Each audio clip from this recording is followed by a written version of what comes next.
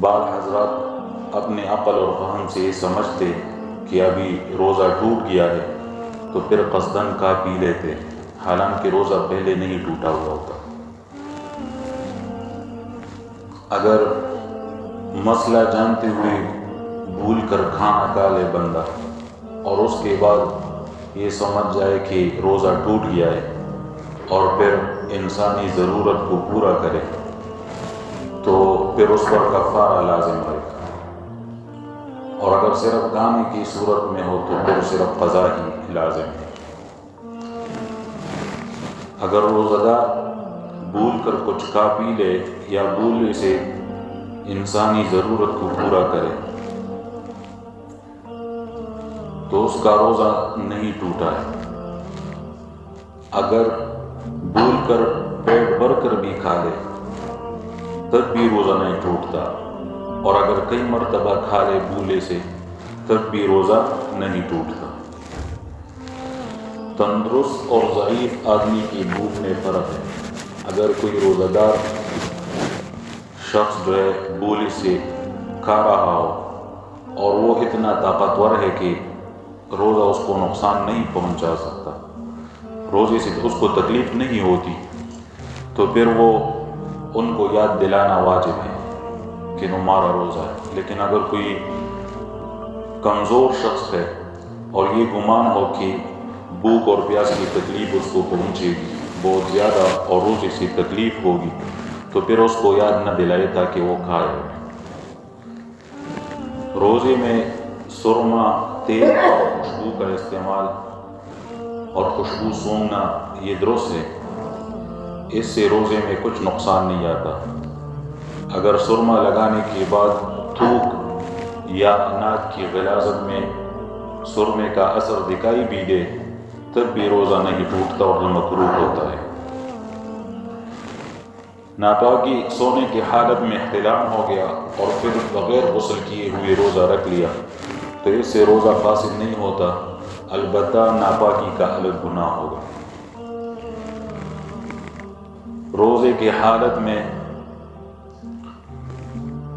راستے کا غبار یا آٹے کی چھانس یا مکھی، مچھر وغیرہ ان میں سے کوئی بھی منہ میں روزے کی حالت میں چلی جائے اور معدہ میں پہنچ جائے تو روزے کے لیے نقصان دہ نہیں، کیونکہ ان اشیاء سے بچنا جو ہے مشکل اور دشوار ہوتا ہے۔ اسی طرح اگر کوئی چیز پیسنے یا دوا گھونٹنے کا غبار منہ کے اندر چلا جائے تو اس سے بھی روزہ نہیں ٹوٹتا۔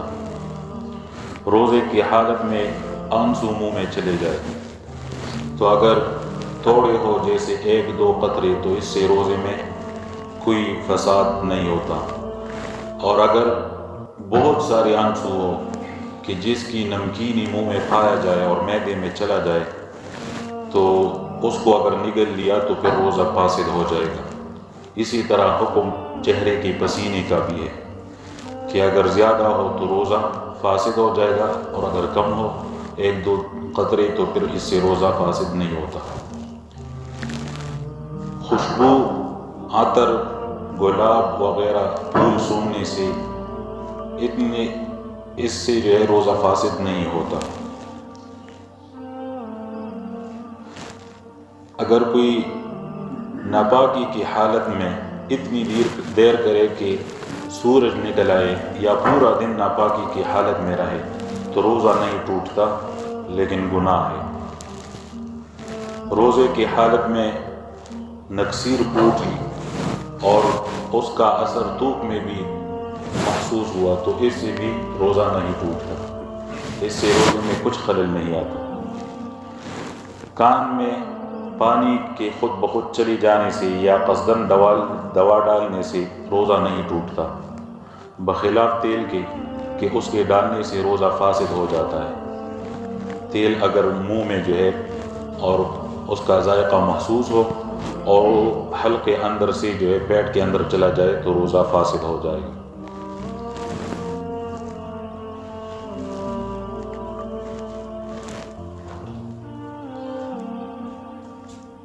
بدن کی مساموں سے جو تیل اندر جسم میں داخل ہو جاتا ہے اس سے روزہ نہیں ٹوٹتا۔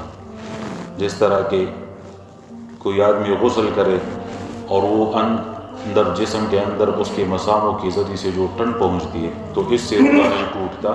تو اسی طرح جو ہے بدن کی مساموں سے جو تیل اندر چلا جاتا ہے تو یہ بھی اس سے بھی روزہ نہیں ٹوٹتا. کلی کرنے کے بعد پانی کے اثرات منہ کے اندر رہ جاتے ہیں، تو اگر زیادہ ہو تو اس کو نگل لے تو پھر جو ہے روزہ فاسد ہو جائے گا. اس لیے جو ہے اس میں احتیاط یہ کرنی چاہیے جب کوئی بندہ کلی کرے روزے میں تو اس کے بعد 2 مرتبہ وہ تھوکے.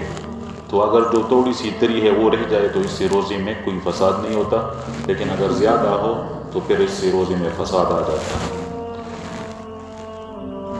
ناک کو روزے کی حالت میں اتنی زور سے سڑک لیا کہ حلق میں چلی گئی تو اس سے روزہ نہیں ٹوٹتا. اسی طرح منہ کے رال بھی سڑک کر نکل جانے سے روزہ نہیں ٹوٹتا.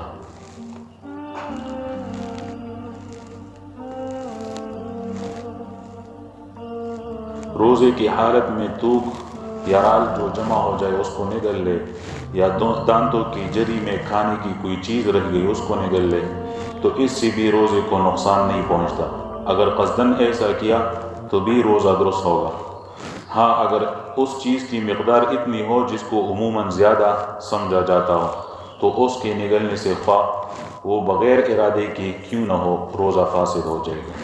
اللہ تعالیٰ